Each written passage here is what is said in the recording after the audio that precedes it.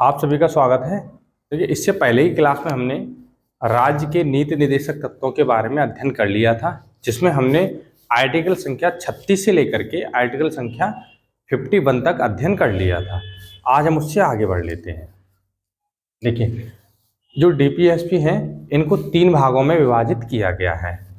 पहला है उदारवादी, या इन्हीं को कहते हैं बौद्धिक, ठीक है ना। उदारवादी विचारधारा से प्रेरित या फिर बौद्धिक विचारधारा से प्रेरित। अगला है गांधीवादी विचारधारा और समाजवादी विचारधारा से प्रेरित। अब यहाँ सबसे पहले देखिए प्रश्न बन जाता है, आपको अनुच्छेद दे दिया जाएगा, निम्नलिखित अनुच्छेद किस विचारधारा से प्रेरित है। ठीक है, तो आपको सिर्फ इसमें रटना नहीं है, केवल आपको समझना है। आपको ये देखना है कि जो उदारवादी विचारधारा के जो लोग होते हैं या बौद्धिक विचारधारा के लोग होते हैं, उनका जो व्यक्तित्व होता है वो किस प्रकार का होता है। कहने का तात्पर्य ये है कि जो हाईली एजुकेटेड होते हैं और साथ ही साथ उनकी जो सोच होती है काफ़ी दूरगामी सोच होती है उनकी। ठीक है, इसी प्रकार से गांधी जी किन किन चीज़ों को महत्व देते थे, तो उसमें आपको गांधीवादी विचार झलकेंगे। या समाजवादी जो लोग होते हैं वो किन चीज़ों को महत्व देते हैं, यानी कि वो समाज को अधिक महत्व देते हैं, वो समाज सेवी प्रवृत्ति के होते हैं, तो उसमें आपको समाज सेवा की भावना आपको झलकेगी। ठीक है, इस प्रकार से आप अनुच्छेद को आप पकड़ सकते हो कि ये अनुच्छेद इस विचारधारा से संबंधित होगा। ठीक है, अब समझ लेते हैं। देखिए, उदारवादी विचारधारा या फिर बौद्धिक विचारधारा, ये लोग महत्व देते हैं। देखिए, एक तो लोक कल्याण को महत्व देते हैं, उदारवाद को महत्व देते हैं, स्वतंत्रता को महत्व देते हैं और समानता को महत्व देते हैं। अब देखिए, इससे संबंधित जो अनुच्छेद हैं, आर्टिकल संख्या 44, इसमें देखिए कहा गया था समान सिविल संहिता। क्या कहा गया था इसमें? समान सिविल संहिता। अब यहाँ देखिए, जो समान सिविल संहिता है यूसीसी, इसका जो महत्व समझते हैं वो हाईली एजुकेटेड लोग ही समझते हैं। जो पढ़े लिखे लोग हैं वही इसके महत्व को समझते हैं। तो सीधा सीधा किस में आ जाएगा? उदारवादी विचारधारा में आ जाएगा। समझ में आया? इसी प्रकार से आर्टिकल संख्या 45, इसमें क्या है, 0 से लेकर के 5 तक के बच्चों, 0 से लेकर के 5 वर्ष तक के बच्चों का जो ध्यान रखेगी वो सरकार रखेगी, इनके स्वास्थ्य का ध्यान। और साथ ही साथ दूसरी बात कही गई थी, 6 से लेकर के 14 वर्ष तक के बच्चों की निःशुल्क शिक्षा की बात कही गई थी। तो इसको भी जो पढ़े लिखे लोग हैं वो महत्व देते हैं, पढ़ाई के महत्व को समझते हैं। अगला 48 में कहा गया है कृषि एवं पशुपालन को बढ़ावा देना और दुधारू पशुओं की हत्या पर रोक। 48 के काम में कहा गया है वन एवं वन्य जीव, यानी हम कह सकते हैं पर्यावरण का संरक्षण। तो ये भी पर्यावरण का के महत्व को समझते हैं पढ़े लिखे लोग। उन्हें पता है अगर पर्यावरण प्रदूषित होगा तो उससे क्या क्या हानियां होंगी। ठीक है, अब देखिए आर्टिकल संख्या 49 में कहा गया है जो राष्ट्रीय स्मारक हैं इनका ध्यान कौन रखेगी? सरकार रखेगी। ठीक है, जैसे ताजमहल हो गया, लाल किला हो गया, जो हमारी आने वाली पीढ़ी है वो भी इसके महत्व को समझे। ठीक है, अब देखिए 50 में, आर्टिकल संख्या 50 में कहा गया है कार्यपालिका को न्यायपालिका से क्या करना? अलग अलग करना। तो ये भी जो हाईली एजुकेटेड होते हैं वही इसके महत्व को समझते हैं। अगर ये दोनों मिल गए तो आम नागरिक को क्या नहीं मिल पाएगा? सही से न्याय नहीं मिल पाएगा। इसलिए आर्टिकल संख्या 50 को ये महत्व देते हैं। अगला है 51 में कहा गया है अंतर्राष्ट्रीय शांति को बढ़ावा देना। ठीक है, बाकी के जो पढ़े लिखे नहीं होते हैं या कम होते हैं वो तो उन्हें तो लड़ाई करने में आनंद आता है ना। तो लेकिन जो 51 है तो इसमें हम कह सकते हैं अंतर्राष्ट्रीय शांति को बढ़ावा देना। अगर अंतर्राष्ट्रीय स्तर पर युद्ध होता है देशों में तो कहीं ना कहीं हम भी उससे प्रभावित होते हैं, महंगाई बढ़ जाती है। ठीक है, अब देखिएगा अगला गांधीवादी विचारधारा से प्रेरित। देखिए, ये किसको महत्व देते थे? गांधी जी पंचायत को महत्व देते थे। ठीक है, और न्याय को, पशु हो गया, कुटीर उद्योग हो गए। ठीक है ना, गांधी जी खुद सूत काटते थे, चरखा था। बाकी का स्वास्थ्य को ध्यान देते। ठीक है, और सहकारिता। अब इससे संबंधित जो अनुच्छेद हैं देखिए 40 में किसकी बात कही गई है? पंचायत की बात कही गई है। 43 में कहा गया है निर्वाह योग्य मजदूरी और सप्ताह में 1 दिन का अवकाश। ठीक है, गांधी जी इसके समर्थन में थे। बाकी का 43 का इसमें कहा गया है सहकारिता। किसकी बात कही गई है? सहकारिता की बात कही गई है 43 के में। अब देखिए 46 में कहा गया है SC और ST के लिए विशेष आरक्षण। हालांकि गांधी जी ने हरिजन सेवक संघ की स्थापना भी करी थी। ठीक है, तो ये महत्व देते थे। अब देखिए 47 में क्या कहा गया है कि पोषाहार और मादक पदार्थ एवं नशीली दवाइयों का निषेध, यानी पोषाहार को बढ़ावा देना, यानी कि हमारे देश के नागरिकों को किस प्रकार की चीज़ें लग रही हैं। इसीलिए कल आपको बताया था इससे पहले की वीडियो में FSSAI food safety and standard authority of India, है ना, इसकी मोहर लगती नीचे लाइसेंस नंबर होता है। तो पोषाहार को तो बढ़ावा देना, साथ ही साथ जो मादक पदार्थ होंगे और जो नशीली दवाएं होंगी इन पर क्या करेगी सरकार, प्रतिबंध करेगी इनको, ठीक है। हाँ, अब देखिए 48 यहाँ देखिए, यहाँ पे भी कॉमन मिल गया और 48 यहाँ पर भी है, ठीक है। यानी कि कृषि एवं पशुपालन को बढ़ावा देना और दुधारू पशुओं की हत्या पर रोक। अब यहाँ देखिए समाजवादी, जो समाजवादी विचारधारा से जो प्रेरित लोग हैं वो किन चीज़ों को महत्व देते हैं। पहली चीज़ तो उनके जो व्यक्तित्व होता है वो इस प्रकार का होता है, वो समाज को महत्व देते हैं सबसे ज़्यादा, समाज सेवी प्रवृत्ति के होते हैं, समझ में आया। आह्वान करने पर तुरंत समाज की सेवा करने के लिए तुरंत तत्पर रहते हैं, समझ में आया। वही देखिएगा 48 में कहा गया है लोक कल्याण की अभिवृद्धि, यानी कि लोगों का कल्याण अधिक से अधिक कैसे हो, ठीक है। इसमें कहा, और देखिए 39 में कहा गया है समान कार्य के लिए समान वेतन, है ना, कह सकते हैं सामाजिक न्याय की बात कही गई है, तो इसलिए समाज को महत्व देते हैं समाजवादी जो विचारधारा के लोग होते हैं, ठीक है। तो 39 ये हो गया। अब 39 का का निःशुल्क कानूनी सहायता, 39 के काम में क्या कहा गया, निःशुल्क कानूनी सहायता, कहीं ना कहीं ये समाज को आगे रख करके बात करते हैं। अगला है 41 में कहा गया है कुछ दशाओं में सरकारी सहायता, जैसे मान के लिया बुजुर्ग लोग हैं वृद्धा पेंशन, विडो महिला है विधवा महिला है तो विधवा पेंशन मिलती है, ठीक है। विकलांग लोगों के लिए व्यवस्था की जाती है ट्राईसाइकिल की, ठीक।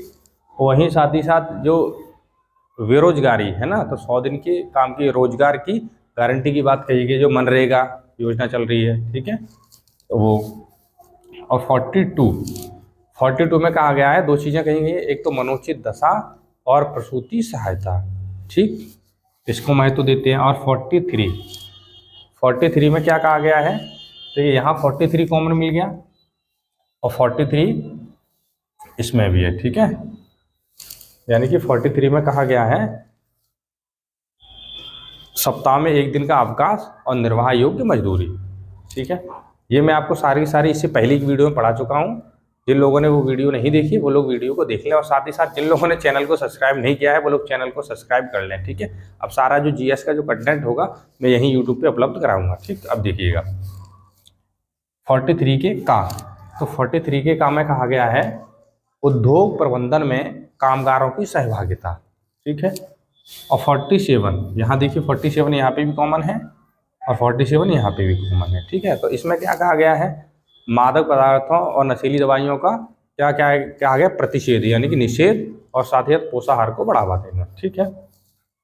अब आगे देख लेते हैं, ठीक है। तो प्रश्न अगर यहाँ से आएगा तो आप इजीली बना पाएंगे, ठीक है। यानी समाजवादी जो लोग होते हैं वो किस चीज़ को महत्व देते हैं, किस चीज़ को सबसे ज़्यादा महत्व देते हैं। गांधीवादी विचारधारा के लोग हैं वो किसे महत्व ज़्यादा देते हैं, और उदारवादी या बौद्धिक विचारधारा के जो लोग हैं वो किसे महत्व ज़्यादा देते हैं, आपको समझ में आ गया होगा, ठीक है। अब यहाँ देखिए डीपीएसपी, सॉरी, अब कुछ स्टेटमेंट हैं, देखिए डीपीएसपी संविधान निर्माताओं की इच्छाओं का कूड़ादान है, ये किसने कहा है, ये कहा है टीटी कृष्णामाचारी ने, टीटी कृष्णामाचारी ने कहा है। दूसरा देखो 1980 के मिनर्वा मिल्स मामले में सुप्रीम कोर्ट ने मौलिक अधिकार और डीपीएसपी, यानी कि मौलिक अधिकार और डीपीएसपी को एक ही सिक्के के दो पहलू माना है, ठीक है। चलिए उम्मीद करता हूँ ये चीज़ें आपको समझ में आई होंगी। अब थोड़ा सा आगे देख लेते हैं डीपीएसपी और मौलिक अधिकार में अंतर।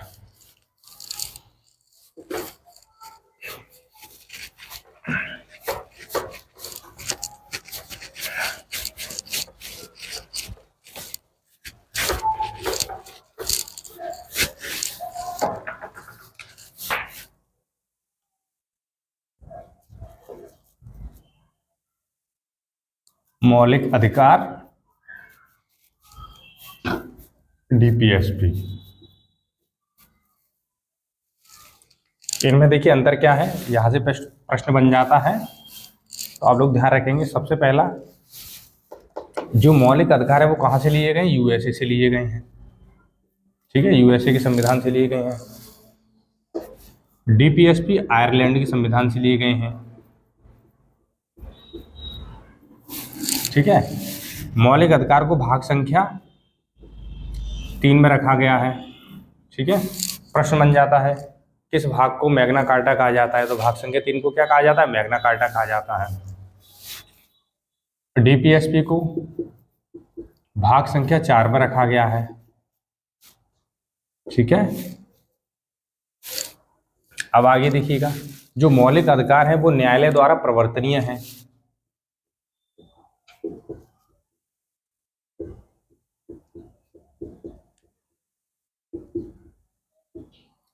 और ये न्यायालय द्वारा प्रवर्तनीय नहीं है।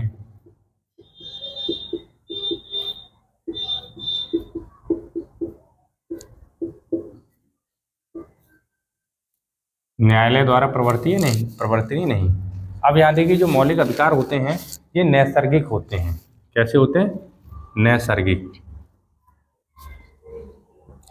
कहने का तात्पर्य है अर्थात ये जन्म के बाद ही मिल जाते हैं।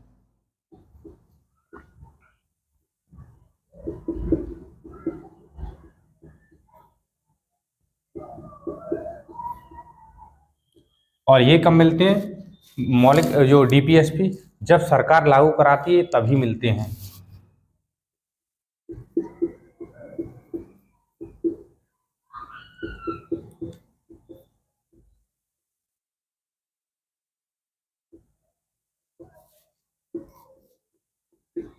कहने का तात्पर्य सरकार के लागू कराने पर ही मिलते हैं, लेकिन ये जन्म के तुरंत बाद मिल जाते हैं।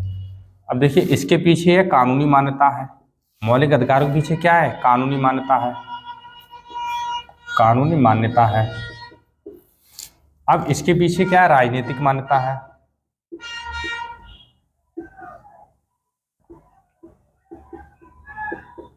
कहने का तात्पर्य है अगर इसका हनन होता है मौलिक अधिकारों का तो आप सीधा सीधा सुप्रीम कोर्ट या फिर हाई कोर्ट जा सकते हैं, लेकिन इसके लिए आप कहीं नहीं जा सकते हो, ना हाई कोर्ट ना सुप्रीम कोर्ट, क्योंकि आर्टिकल संख्या 37 में कह दिया है कि डीपीएसपी क्या है? न्यायालय द्वारा प्रवर्तनीय या न्यायालय द्वारा वाद योग्य नहीं। ठीक है, इसे आप ध्यान रखेंगे। और देखिएगा इसमें क्या है, ये आपके ऋणात्मक होते हैं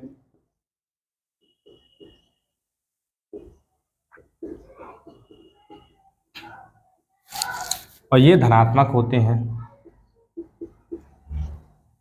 ठीक है, ऋणात्मक क्यों होते हैं? क्योंकि ये सरकार की शक्तियों को कम कर देते हैं, इसलिए इसे कहा गया है ये ऋणात्मक होते हैं। ये सरकार की शक्ति को बढ़ा देते हैं। बढ़ा क्यों देते हैं? सरकार की इच्छा है लागू करेगी, सरकार की इच्छा नहीं लागू करेगी, समझ में आया? लेकिन ये लागू करने पड़ेंगे, मिलते ही मिलते हैं, समझ में आया? तो ये है। अब देखिए अगला, आगे हम कह सकते हैं, देखिए ये निलंबित किए जा सकते हैं।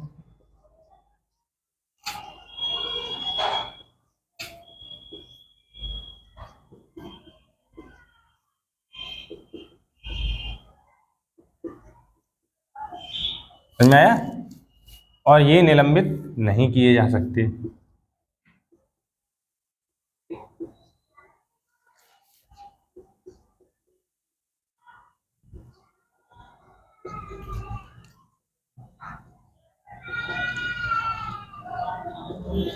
क्यों? सरकार की इच्छा होगी तो इनको लागू कराएगी, सरकार की इच्छा नहीं होगी तो लागू नहीं कराएगी। ठीक है, लेकिन ये संसद इन्हें या राष्ट्रपति निलंबित कर सकते हैं। पूर्णतः अगर समाप्त करना है तो इसे पार्लियामेंट समाप्त कर सकती है, यानी कि जो भारत की संसद है वो इसे क्या कर सकती है? समाप्त कर सकती है। ठीक है ना? देखिए, ये व्यक्ति की भलाई के लिए होते हैं।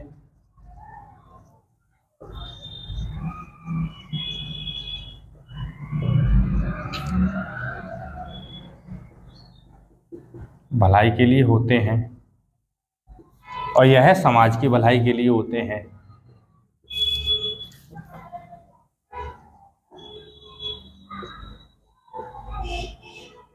समाज की भलाई के लिए होते हैं। ठीक है ना? अब समझिएगा, ये आपके कुछ हो गए अंतर।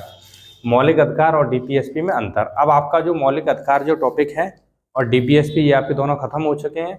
उम्मीद करता हूँ आज की क्लास आपको समझ में आई होगी। अब मिलते हैं नेक्स्ट वीडियो में। इसके बाद हम टॉपिक पढ़ेंगे मौलिक कर्तव्य। अगला है उसे भाग संख्या 4 का और आर्टिकल संख्या 51 का। ठीक है, यहाँ तक हमने पढ़ लिया। अब मिलते हैं नेक्स्ट वीडियो में, तब तक के लिए धन्यवाद।